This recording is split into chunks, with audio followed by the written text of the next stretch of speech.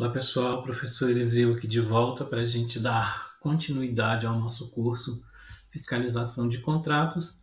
Nesta aula de hoje nós vamos falar sobre fiscalização administrativa e obrigações trabalhistas. Aqui nós vamos adentrar então o processo de terceirização de mão de obras e ver quais são as obrigações que competem tanto à administração de forma geral quanto ao fiscal de contratos para que este serviço prestado por esse terceiro seja eficiente e atinja o interesse público da melhor maneira possível. Dito isso, o objetivo da nossa aula é compreender os fundamentos, princípios e práticas da fiscalização administrativa. E ao final, espera-se que vocês compreendam melhor os fundamentos da fiscalização administrativa, as possibilidades de terceirização de mão de obra com dedicação exclusiva e entender o papel que os fiscais de contratos devem exercer para evitar a responsabilização da administração nos processos de terceirização. Então vamos ao nosso conteúdo. O processo de terceirização ganhou notoriedade nos assuntos internos das empresas já há algum tempo e na administração pública se tornou uma prática bem comum, tem sido adotada como uma estratégia com a finalidade de otimizar recursos, aumentar a eficiência e melhorar a qualidade dos serviços prestados. E Beluto vai dizer que a terceirização se disseminou na iniciativa privada, chegando também ao poder público, e este vem passando por diversas reformas visando a sua desburocratização. Então, a terceirização é uma realidade que está presente na iniciativa privada, de forma geral, e na administração pública também. É bastante comum hoje partes dos serviços da administração serem transferidos para a responsabilidade de outras empresas. A terceirização se aplica apenas à atividade meio, inclusive quanto a cargos existentes no rol de servidores, e aí nós vamos entender melhor isso um pouco mais adiante desta aula. Ela permite que a administração concentre seus esforços nas suas atividades fins, enquanto que as atividades de apoio passam para a execução de empresas especializadas. A terceirização de mão de obra, de forma contínua e exclusiva pela administração pública, tem como finalidade principal otimizar a gestão de recursos, melhorar a qualidade dos serviços prestados e permitir que a administração se concentre seus esforços nas atividades essenciais para o cumprimento de sua missão institucional. Então, foco nas atividades fins. Quando ela terceiriza serviços de apoio como limpeza, segurança, manutenção predial, locação de veículos, por exemplo, ela pode se concentrar nas atividades essenciais e prioritárias para atender o interesse público, que é a sua missão institucional. Isso permite uma gestão mais eficiente, direcionada dos recursos disponíveis. Os recursos administrativos também são escassos, advindos de impostos, então é preciso maximizar o alcance desses recursos. Então, quando terceiriza, acaba que isso pode se tornar mais barato para a administração. Um ponto extra que a gente tem que falar aqui é que quando você terceiriza, você passa para a iniciativa privada parte da execução dos serviços. Essas empresas são especializadas e possuem a expertise necessária para realizar esses serviços. Então, elas podem oferecer um serviço de melhor qualidade, com maior eficiência, do que se fossem realizados internamente. Isso é especialmente relevante em áreas técnicas ou complexas que exigem conhecimentos específicos e atualizados. Então, quando a administração terceiriza, ela está buscando um terceiro que contenha no seu pessoal uma especialização, uma expertise necessárias para fazer isso. E no mercado existem diversas empresas que têm o foco exatamente nesse tipo de atividade. Também existe aqui a flexibilidade e agilidade, né, que a terceirização vai permitir que a administração ajuste facilmente sua capacidade operacional de acordo com as demandas e necessidades do momento, sem precisar contratar pessoal próprio, sem precisar contratar, fazer concurso, né? Isso proporciona uma maior flexibilidade e agilidade na gestão dos recursos humanos e financeiros. Sobre a redução de custos, a terceirização pode ser uma alternativa mais econômica do que a contratação de pessoal próprio, do que ter uma frota. Uma frota, por exemplo, é bastante dispendiosa, carros vivem se quebrando, necessitando de reparos e tal. E quando você terceiriza, esses custos adicionais acabam sumindo, né? Além disso, a terceirização permite uma melhor alocação e otimização dos recursos disponíveis, visto que você vai ter certeza do que é que você está gastando. Um outro ponto adicional que nós temos na terceirização é a transferência de responsabilidade. Quando você transfere para terceiros determinados serviços, parte da responsabilidade da gestão de pessoal também vai para as empresas contratadas, né, incluindo o cumprimento das obrigações trabalhistas e previdenciárias. Isso pode reduzir o ônus administrativos e os riscos associados à gestão de pessoal. Lógico, né, desde que sejam adotadas medidas adequadas de fiscalização e controle, e é sobre isso que nós vamos falar aqui nesta aula também. E por último, né, inovação e melhoria contínua. A empresa terceirizada que tem o seu legado no mercado, de repente pode trazer para a administração novas práticas, novas ideias, tecnologias, promovendo uma inovação e melhoria contínua nos serviços prestados. Então, sim, se feita de forma correta, uma terceirização acaba por ser uma saída eficiente para a administração pública. Tem que ter alguns cuidados, é lógico, mas isso pode significar uma melhoria na aplicação dos recursos administrativos e financeiros. Dessa forma, esses 4 pontos são essenciais, então, numa terceirização. Projetos para demandas permanentes ou sazonais, né? E aí a administração vai saber do que se trata. É uma coisa que vai ser feito com uma frequência, com determinada frequência, ou é algo que vai ser feito em determinados momentos e depois não. Alocação sob medida de mão de obra direta e indireta, porque a empresa contratada ela vai ter a especialização necessária e vai trazer para a administração exatamente aquilo que é necessário para a execução de determinado contrato. Gestão de processos e atividade de suporte e também desenvolvimento de indicadores e métricas de avaliação e performance.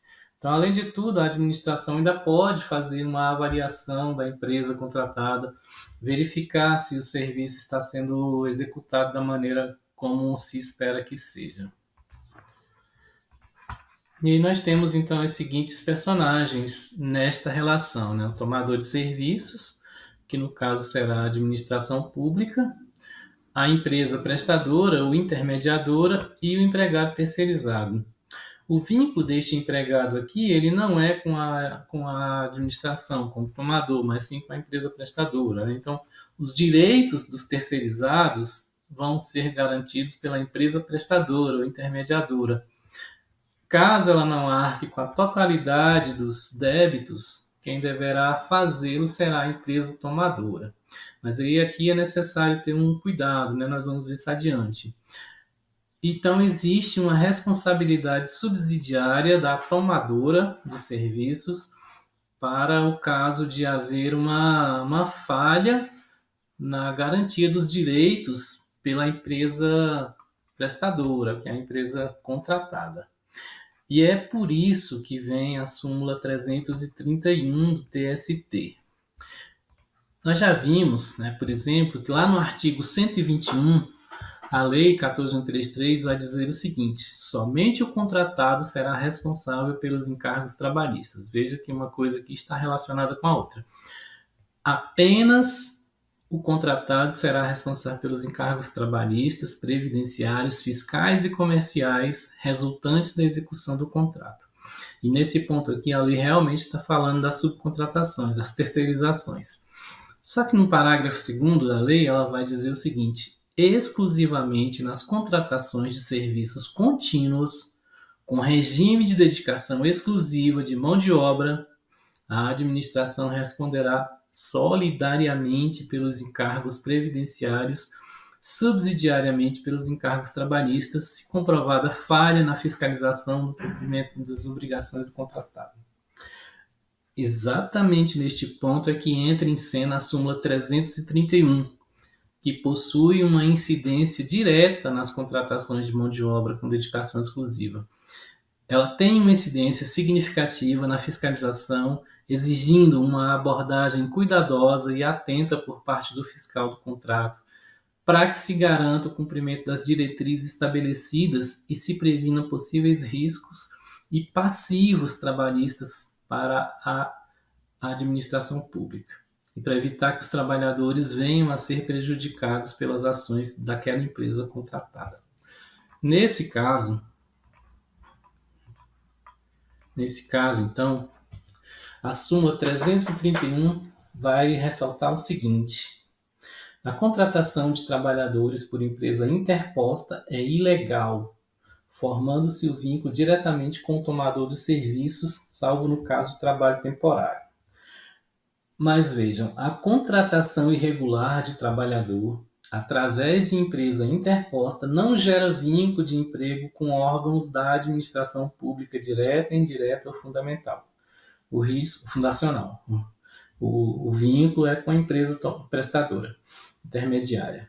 Não forma vínculo de emprego com o tomador a contratação de serviço de vigilância, prevista na Lei 7.102, de 83, de conservação e limpeza, bem como a de serviços especializados ligados à atividade meio do tomador, desde que inexistente a pessoalidade e a subordinação direta. Então, nesse caso aqui, o que a súmula está transmitindo para nós é que o vínculo do funcionário é com a empresa contratada, com a empresa intermediária, com a prestadora de serviços. O vínculo que tem é entre a administração e a empresa contratada, o tomador de serviço com a empresa prestadora, que é a intermediária. Este é o vínculo. O vínculo do empregado terceirizado é com a empresa prestadora. Por isso que a súmula, o artigo 121 vai dizer que somente à empresa compete os encargos trabalhistas, fiscais, previdenciários e comerciais, e não à administração. Nesse sentido, escreve Flores, no sentido de suportar sanções, responsabilidade para traduzir a ideia de relação obrigacional secundária que surge quando a relação de débito não chega a bom termo, ou seja, quando a obrigação não é adimplida. Diz-se, portanto, que uma situação obrigacional se desdobra em duas relações, uma de débito, outra de responsabilidade.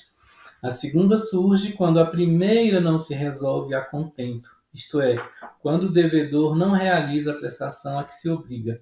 Neste caso, responde patrimonialmente perante o credor, daí de se falar em responsabilidade. Isso quer dizer o seguinte, que quando a empresa intermediária, a prestadora, não corresponde com as suas obrigações trabalhistas, fiscais, patronais, existe uma obrigação do tomador de serviço, no caso a administração, de compensar o trabalhador. Mas aí nós precisamos voltar ao que diz o artigo 121, parágrafo 2º, exclusivamente nas contratações de serviços contínuos com regime de dedicação exclusiva de mão de obra, quando houver falha na fiscalização do contrato. Então, vejam, somente o contratado será responsável pelos encargos trabalhistas, previdenciários, fiscais e comerciais. A responsabilidade é da empresa que a administração contratou para prestar os serviços para si. Todavia, quando essa empresa deixa de cumprir com as suas obrigações com os seus empregados, alguma responsabilidade pode ser passada para a administração pública. E aí que entra o trabalho do fiscal de contrato, né, que precisa ter um zelo, um cuidado para não deixar que esse tipo de situação ocorra. Aqui neste ponto é importante dizer, então, que a súmula 331 do Tribunal Superior do Trabalho atua como um instrumento de proteção aos direitos trabalhistas dos empregados terceirizados. Enquanto ela faz isso, também incentiva a administração pública a adotar práticas mais transparentes e mais responsáveis na contratação dos serviços terceirizados. É um tipo de licitação delicada e requer uma observação mais aguda por parte da administração pública. Por meio da súmula 331, é que se busca garantir que a terceirização de serviços pela administração seja realizada de forma ética, legal e socialmente responsável. Agora, quais estratégias adotar para que se consiga chegar nesse ponto? Bem, temos algumas aqui, né? Primeiro, a seleção criteriosa de empresas contratadas.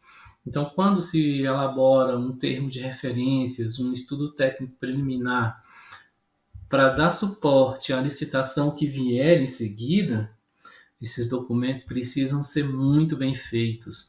A pessoa que fizer isso precisa ter um conhecimento da legislação aplicável à espécie para que o documento seja muito bem elaborado de forma a não conter falhas.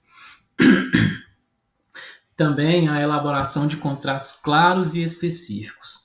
Os termos de contratos, os termos da contratação, da prestação dos serviços, precisa ficar muito claro, né? Para que não haja nenhum tipo de falha nessa prestação de serviços. Um outro ponto que é necessário aqui é uma fiscalização eficiente por parte do contrato, da empresa, da administração. Então, tem que haver uma fiscalização detida, aproximada na fiscalização, para que o contrato seja executado da melhor maneira possível. É necessário também fazer auditorias periódicas. Essas auditorias podem incluir a análise de documentos, a solicitação de documentos para comprovar se a empresa está ou não recolhendo os tributos trabalhistas necessários. Necessidade de capacitação e treinamento dos servidores que forem designados para atuar com os fiscais nesse tipo de execução, precisa ter conhecimento da legislação, precisa ter conhecimento claro a respeito daquilo que ele está fazendo. Comunicação transparente e aberta e uma consultoria jurídica especializada. Assim, ao adotar essas práticas, a administração está reduzindo os riscos de responsabilização por questões trabalhistas, além de estar garantindo uma gestão eficiente e legal dos contratos de prestação de serviço. Tudo isso vai contribuir para a proteção dos direitos dos trabalhadores e para a promoção da boa relação, né, de trabalho justas e equitativas entre o trabalhador e a empresa terceirizada. Então vejam que é uma ação conjunta para se proteger o trabalhador e compete à administração fazer uma fiscalização correta, detida, bem elaborada, para que esse trabalhador não venha a ser prejudicado. Ainda em relação às estratégias para minimizar os impactos de problemas, né, entre a administração, a empresa contratada e os trabalhadores, cabe à administração fazer um monitoramento da execução do contrato, verificar o cumprimento das obrigações trabalhistas e previdenciárias, solicitar documentos comprobatórios identificar irregularidades e não conformidades, fazer o registro de ocorrências e relatórios de fiscalização e ter uma comunicação efetiva com as partes envolvidas, né? Quem vai fazer isso, obviamente, é o fiscal do contrato, que tem que garantir, de alguma maneira, né, a legalidade, a transparência, a efetividade na execução dos contratos entre a administração e o terceiro e a empresa terceirizada. Assim sendo, é necessário prevenir a responsabilidade da administração. E prevenir essa responsabilidade da administração nessas questões é crucial para garantir a integridade, a eficiência, a legalidade nos processos de contratação de gestão de pessoal. Dessa forma, no artigo 121, na Lei 14.133, vai falar o seguinte, a partir do parágrafo 3º, que nessas contratações de serviços contínuos com regime de dedicação exclusiva de mão de obra, para assegurar o cumprimento de obrigações trabalhistas pelo contratado, a administração, mediante disposição em edital ou em contrato, poderá, entre outras medidas, inciso 1º, né, exigir caução, fiança bancária ou contratação de seguro-garantia com cobertura para verbas rescisórias inadimplidas. Então, vejam que a lei ela vai acrescentando aqui no rol de responsabilidades algumas situações que podem ser exigidas. Condicionar o pagamento à comprovação de quitação das obrigações trabalhistas vencidas relativas ao contrato, efetuar o depósito de valores em conta vinculada, em caso de inadimplemento, efetuar diretamente o pagamento das verbas trabalhistas que serão deduzidas do pagamento devido ao contratado. E, por último, estabelecer que os valores destinados a férias, 13º, a ausências legais e a verbas rescisórias dos empregados que participaram da execução dos serviços serão pagos pela contratante ao contratado somente na ocorrência de fato gerador.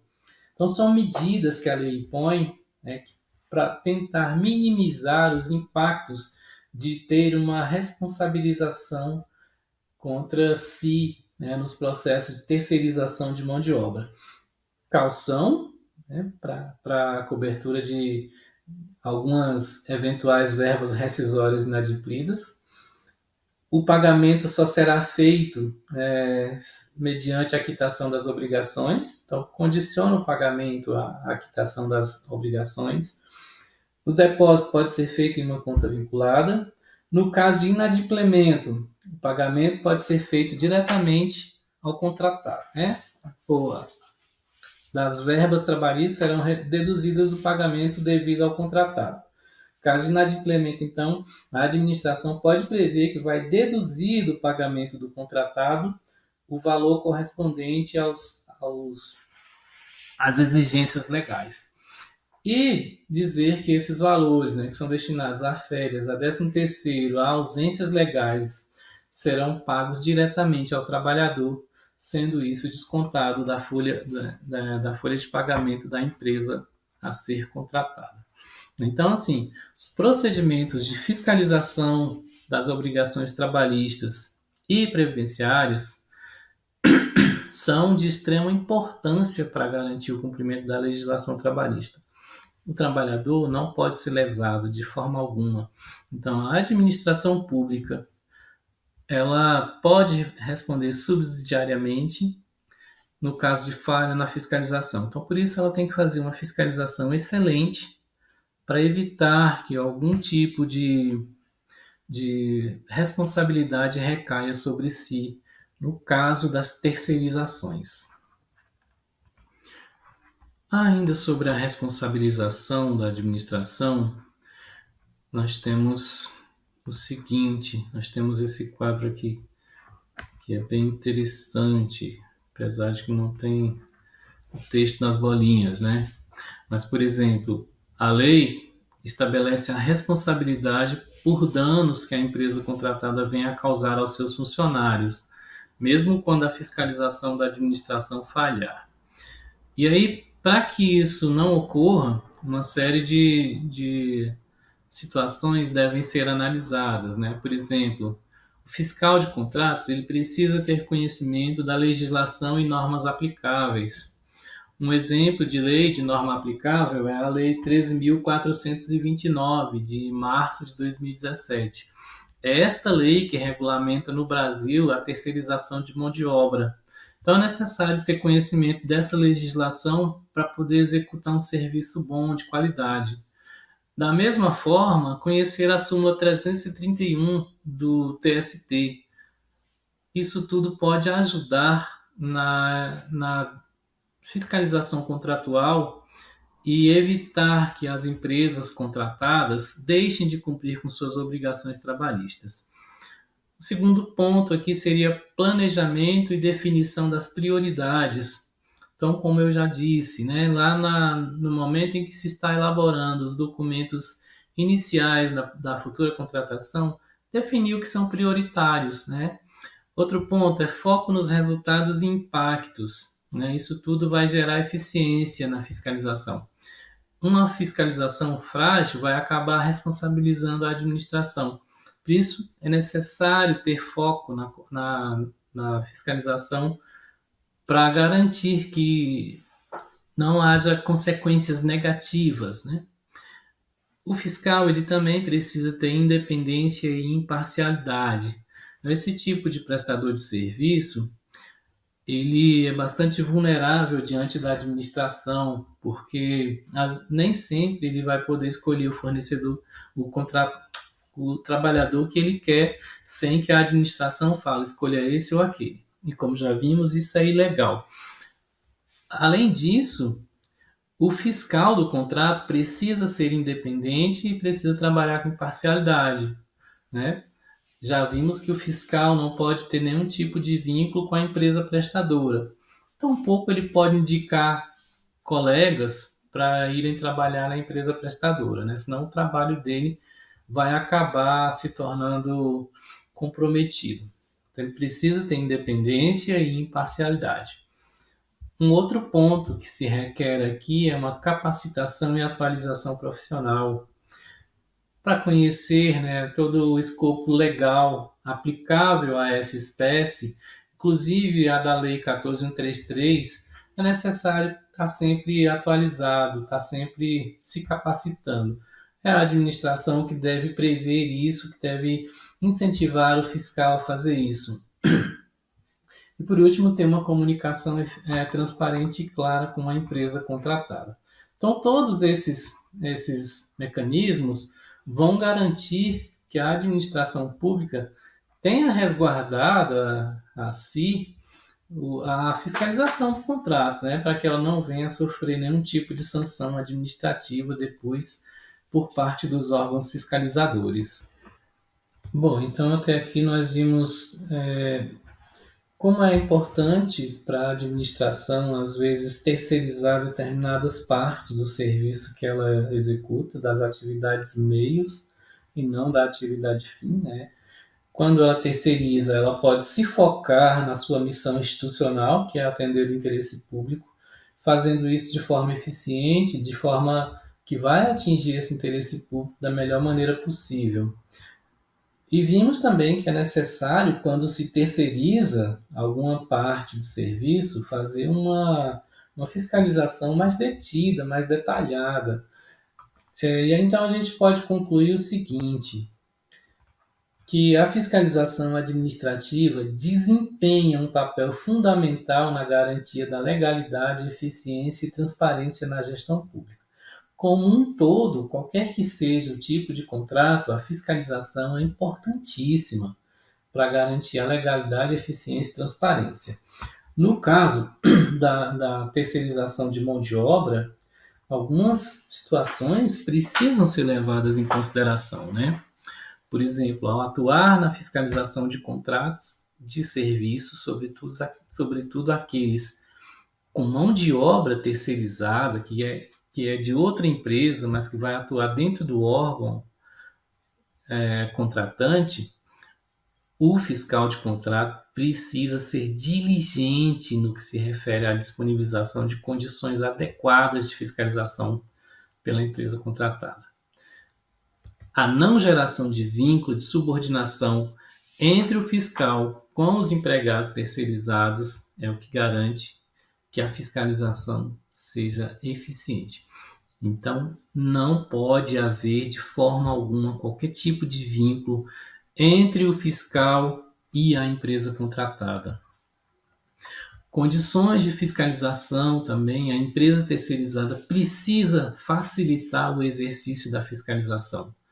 Ela tem que ter a obrigação de deixar, de permitir o acesso do fiscal à fiscalização, né?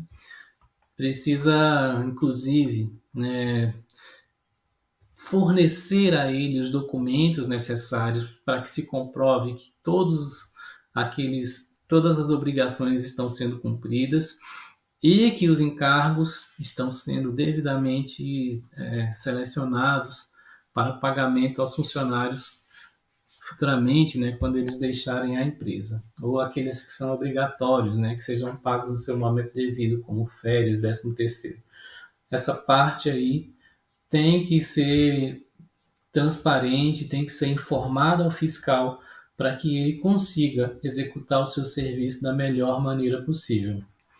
Assim, a gente percebe, então, que é papel do fiscal de contrato trabalhar para garantir a legalidade, a transparência, a efetividade na execução dos contratos de terceirização de serviços contínuos, protegendo os interesses da administração pública e protegendo os interesses dos trabalhadores envolvidos, que no caso é a parte mais frágil dessa relação, né? O gestor do contrato também vai ter um papel ali estratégico e gerencial na administração desses contratos, né? A função dele vai ser, então, garantir que os objetivos do contrato sejam alcançados de forma eficiente dentro dos prazos estabelecidos, de acordo com os padrões de qualidade exigidos, né? Então, sim, a fiscalização é fundamental, importantíssima em qualquer procedimento de contratação de terceiros pela administração. Mas aqui ela se torna especialmente importante porque, devido a uma fiscalização deficitária, ruim, pode haver uma responsabilização da própria administração. E isso também vai recair sobre o fiscal de contratos. Assim sendo, ao adotar uma abordagem proativa e responsável na fiscalização, é possível identificar e corrigir eventuais irregularidades, promover a melhoria contínua e assegurar o cumprimento das normas e regulamentos aplicáveis. E por último, por meio da análise dos principais pontos de atenção da adoção de boas práticas, os fiscais podem contribuir significativamente para a promoção de uma gestão pública ética, responsável e orientada para o interesse público. É isso. Então, assim nós chegamos ao fim desta nossa aula.